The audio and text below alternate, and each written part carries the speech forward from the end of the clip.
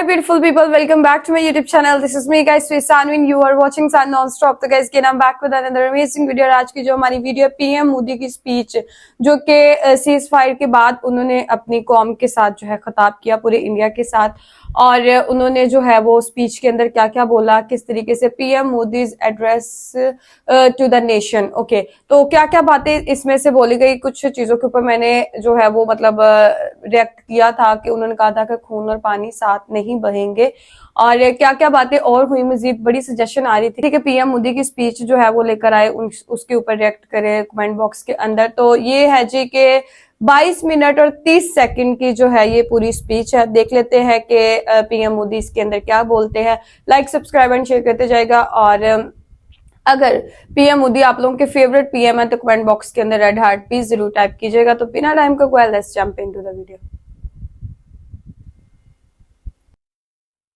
प्रिय देशवासियों, नमस्कार।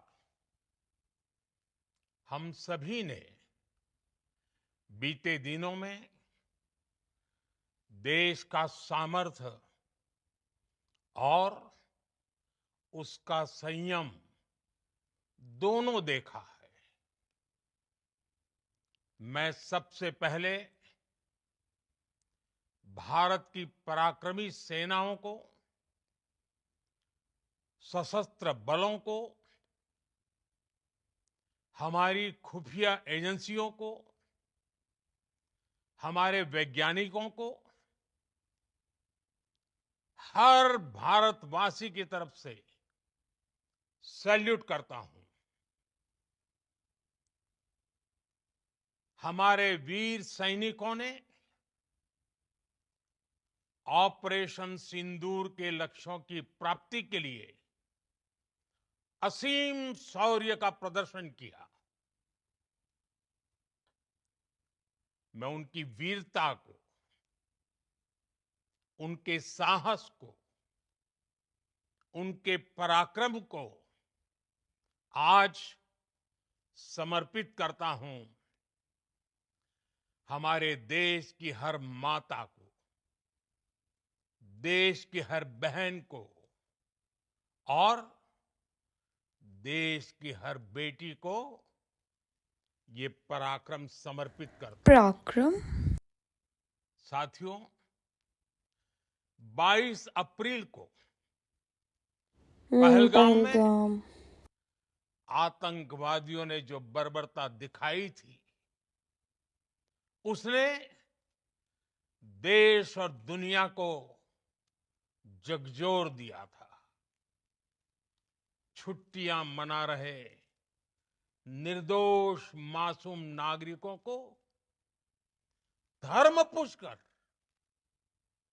उनके परिवार के सामने,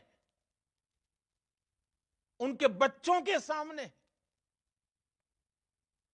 बेरहमी से मार डालना, यह आतंक का बहुत बीभत्स चेहरा था, क्रूरता थी। ये देश के सद्भाव को तोड़ने की घिनौनी कोशिश भी थी। मेरे लिए व्यक्तिगत रूप से ये पीड़ा बहुत बड़ी थी।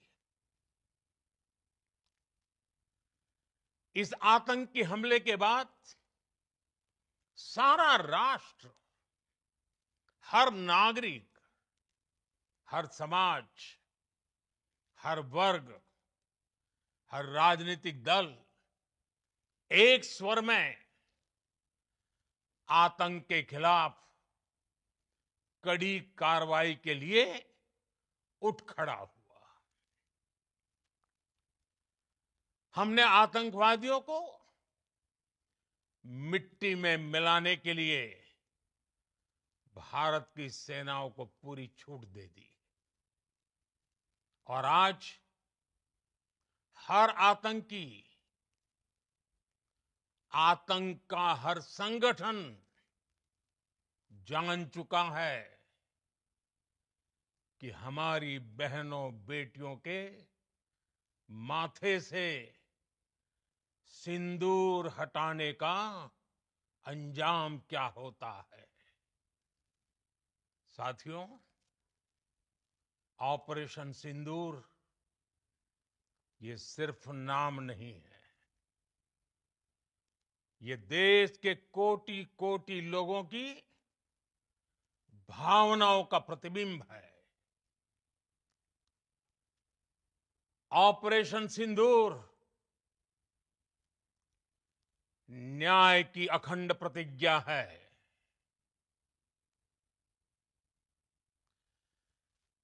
6 मई की देर रात, 7 मई की सुबह पूरी दुनिया ने इस प्रतिज्ञा को परिणाम में बदलते देखा है। भारत की सेनाओं ने पाकिस्तान में आतंक के ठिकानों पर, उनके ट्रेनिंग सेंटर्स पर सटीक प्रहार किया। आतंकियों ने सपने में भी नहीं सोचा था कि भारत इतना बड़ा फैसला ले सकता है। लेकिन जब देश एकजुट होता है, नेशन फर्स्ट की भावना से भरा होता है, राष्ट्र सर्वोपरि होता है, तो फौलादी फैसले लिए जाते हैं, परिणाम लाकर दिखाए जाते हैं। जब पाकिस्तान में आतंक के अड्डों पर भारत की मिसाइलों ने हमला बोला, भारत के ड्रोन्स ने हमला बोला,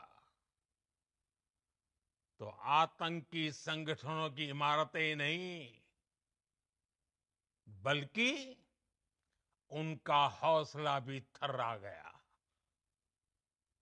बहावलपुर और मुरिद के जैसे आतंकी ठिकाने एक प्रकार से ग्लोबल टेररिज्म की यूनिवर्सिटीज रही है। अच्छा।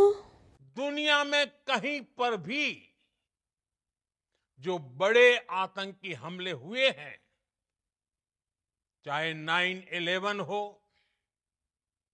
चाहे लंदन ट्यूब बॉम्बिंग हो, या भारत में दशकों से जो बड़े बड़े आतंकी हमले हुए हैं, उन सब के तार कहीं ना कहीं आतंक के इन्हीं ठिकानों से जुड़ते रहे हैं। आतंकियों ने हमारी बहनों का सिंदूर उजाड़ा था, इसलिए भारत ने आतंक के ये हेडक्वार्टर्स उजाड़ दिए। भारत के इन हमलों में 100 से अधिक खूंखार आतंकवादियों को मौत के घाट उतारा गया है। आतंक के बहुत सारे आका बीते 2.5-3 दशकों से खुलेआम पाकिस्तान में घूम रहे थे, जो भारत के खिलाफ साजिशें करते थे। उन्हें भारत ने एक झटके में खत्म कर दिया। साथियों, भारत की इस कार्रवाई से पाकिस्तान घोर निराशा में गिर गया था, हताशा में गिर गया था, बौखला गया था। और इसी बौखलाहट में उसने एक और दुस्साहस किया। आतंक पर भारत की कार्रवाई का साथ देने के बजाय पाकिस्तान ने भारत पर ही हमला करना शुरू कर दिया। पाकिस्तान ने हमारे स्कूलों, कॉलेजों को, गुरुद्वारों को, मंदिरों को, सामान्य नागरिकों के घरों को निशाना बनाया। पाकिस्तान ने हमारे सैन्य ठिकानों को निशाना बनाया। लेकिन इसमें भी पाकिस्तान खुद बेनकाब हो गया। दुनिया ने देखा कि कैसे पाकिस्तान के ड्रोन्स, पाकिस्तान की मिसाइलें भारत के सामने तिनके की तरह बिखर गई। भारत के सशक्त एयर डिफेंस सिस्टम ने उन्हें आसमान में ही नष्ट कर दिया। पाकिस्तान की तैयारी सीमा पर वार की थी, लेकिन भारत ने पाकिस्तान के सीने पर वार कर दिया। भारत के ड्रोन्स, भारत की मिसाइलों ने सटीकता के साथ हमला किया। पाकिस्तानी वायुसेना के उन एयरबेस को नुकसान पहुंचाया, जिस पर पाकिस्तान को बहुत घमंड था। भारत ने पहले 3 दिनों में ही पाकिस्तान को इतना तबाह कर दिया जिसका उसे अंदाजा भी नहीं था। इसलिए भारत की आक्रामक कार्रवाई के बाद पाकिस्तान बचने के रास्ते खोजने लगा। पाकिस्तान दुनिया भर में तनाव कम करने के लिए गुहार लगा रहा था, और बुरी तरह पीटने के बाद इसी मजबूरी में 10 मई की दोपहर को पाकिस्तानी सेना ने हमारे डीजीएमओ को संपर्क किया। तब तक हम आतंकवाद के इंफ्रास्ट्रक्चर को बड़े पैमाने पर तबाह कर चुके थे। आतंकियों को मौत के घाट उतार दिया गया था। पाकिस्तान के सीने में बसाए गए आतंक के अड्डों को हमने खंडहर बना दिया था। इसलिए जब पाकिस्तान की तरफ से गुहार लगाई गई, पाकिस्तान की तरफ से जब ये कहा गया कि उसकी ओर से आगे कोई आतंकी गतिविधि और सैन्य दुस्साहस नहीं दिखाया जाएगा, तो भारत ने भी उस पर विचार किया। और मैं फिर दोहरा रहा हूं, हमने पाकिस्तान के आतंकी और सैन्य ठिकानों पर अपनी जवाबी कार्रवाई को अभी सिर्फ स्थगित किया है। स्थगित आने वाले दिनों में मतलब? हम पाकिस्तान के हर कदम को इस कसौटी पर मापेंगे कि वो क्या रवैया अपनाता है। इतनी शुद्ध हिंदी साथियों, समझने मुश्किल हो रही है। भारत की तीनों सेनाएं, हमारी एयरफोर्स, हमारी आर्मी और हमारी नेवी,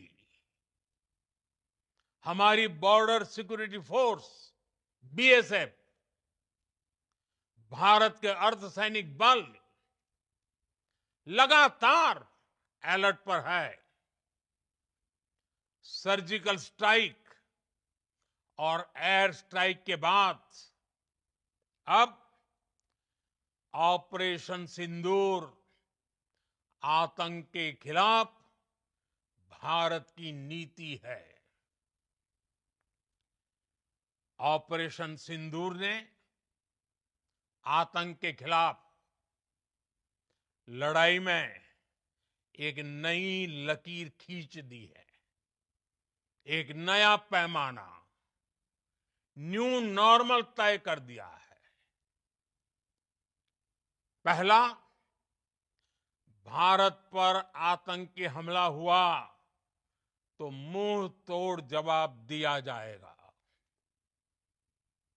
हम अपने तरीके से, अपनी शर्तों पर जवाब देकर रहेंगे। हर उस जगह जाकर कठोर कार्रवाई करेंगे जहां से आतंक की जड़ें निकलती हैं। दूसरा, कोई भी न्यूक्लियर ब्लैकमेल भारत नहीं सहेगा। हाँ, ये चीज इन्होंने बोली थी, मुझे पता है। न्यूक्लियर ब्लैकमेल की आड़ में पनप रहे आतंकी ठिकानों पर भारत सटीक और निर्णायक प्रहार करेगा। तीसरा, हम आतंक की सरपरस्त सरकार और आतंक के आकाओं को अलग अलग नहीं देखेंगे। ऑपरेशन सिंदूर के दौरान दुनिया ने पाकिस्तान का वो घिनौना सच फिर देखा है, जब मारे गए आतंकियों को विदाई देने पाकिस्तानी सेना के बड़े बड़े अफसर उमड़ पड़े। स्टेट स्पॉन्सर्ड टेररिज्म का ये बहुत बड़ा सबूत है। हम भारत और अपने नागरिकों को किसी भी खतरे से बचाने के लिए लगातार निर्णायक कदम उठाते रहेंगे। साथियों, युद्ध के मैदान पर हमने हर बार पाकिस्तान को धूल चटाई है और इस बार ऑपरेशन सिंदूर ने नया आयाम जोड़ा है। हमने रेगिस्तानों और पहाड़ों में अपनी क्षमता का शानदार प्रदर्शन किया और साथ ही न्यू एज वॉरफेयर में भी अपनी श्रेष्ठता सिद्ध की। इस ऑपरेशन के दौरान हमारे मेड इन इंडिया हथियारों की प्रामाणिकता सिद्ध हुई। सिद्ध? आज दुनिया देख रही है 21वीं सदी के किती वॉरफेयर शुभ में दिन दी समझ नहीं से बाहर made in India defence equipments, इसका समय आ चुका है। साथियों, हर प्रकार के आतंकवाद के खिलाफ हम सभी का एकजुट रहना हमारी एकता, हमारी सबसे बड़ी शक्ति है। निश्चित तौर पर ये युग युद्ध का नहीं है, लेकिन ये युग आतंकवाद का भी नहीं है। टेररिज्म के खिलाफ जीरो टॉलरेंस, ये एक बेहतर दुनिया की गारंटी है। साथियों, पाकिस्तानी फौज, पाकिस्तान की सरकार जिस तरह आतंकवाद को खाद पानी दे रहे हैं, वो एक दिन पाकिस्तान को ही समाप्त कर देगा। पाकिस्तान को अगर बचना है तो उसे अपने टेरर इंफ्रास्ट्रक्चर का सफाया करना ही होगा। इसके अलावा शांति का कोई रास्ता नहीं है। भारत का मत एकदम स्पष्ट है। टेरर और टॉक एक हाँ साथ नहीं टेररिज्म हो और सकते। टॉक। टेरर और ट्रेड एक साथ ट्रेड तो नहीं वैसे ही चल बंद है सकते। पाकिस्तान से। और पानी और खून भी ये जो एक इंडिया से साथ पानी आता है ना नहीं उसकी बह तरफ सकते। इशारा है। मैं आज विश्व समुदाय को भी कहूंगा, हमारी घोषित नीति रही है, अगर पाकिस्तान से बात होगी तो टेररिज्म पर ही होगी। अगर पाकिस्तान से बात होगी तो पाक ऑक्युपाइड कश्मीर पीओके उस पर ही होगी। प्रिय देशवासियों, आज बुद्ध पूर्णिमा है। भगवान बुद्ध ने हमें शांति का रास्ता दिखाया है। शांति का मार्ग भी शक्ति से होकर जाता है। मानवता शांति और समृद्धि की तरफ बढ़े, हर भारतीय शांति से जी सके, विकसित भारत के सपने को पूरा कर सके, इसके लिए भारत का शक्तिशाली होना बहुत जरूरी है। और आवश्यकता पड़ने पर इस शक्ति का इस्तेमाल भी जरूरी है। और पिछले कुछ दिनों में भारत ने यही किया है।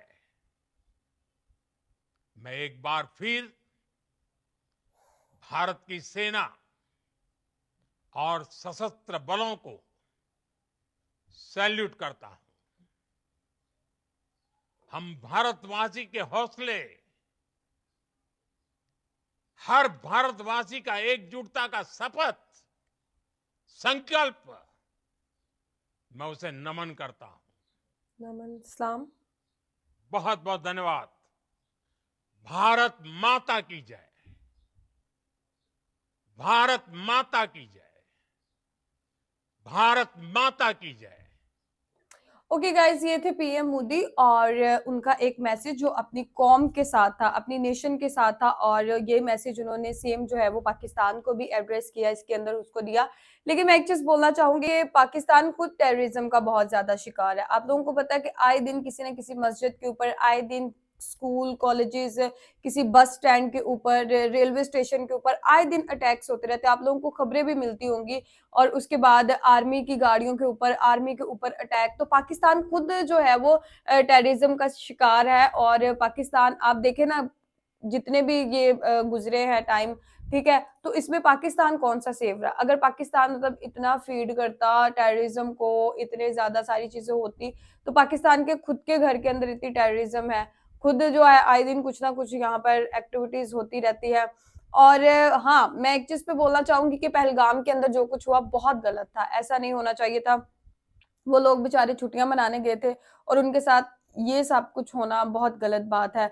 एक देखे ना, बंदा घर से निकलता है, अपना टाइम एंजॉय करने के लिए निकलता है, और उसके साथ ये सब कुछ हो जाना, ये तो किसी क़यामत से कम नहीं होता। और उन लड़कियों को, मतलब उन लड़कियों के सामने जो है उनके हस्बैंड्स को इस तरीके से मार देना। और फिर ऑपरेशन सिंदूर इसी के लिए चला था कि ऑपरेशन सिंदूर को पाकिस्तान के ऊपर लॉन्च इसीलिए किया गया था। एक्चुअली अकॉर्डिंग टू इंडिया ये पाकिस्तान के ऊपर लॉन्च नहीं हुआ था, ये पाकिस्तान के जितने भी टेररिस्ट कैंप थे ये उनके ऊपर हुआ था।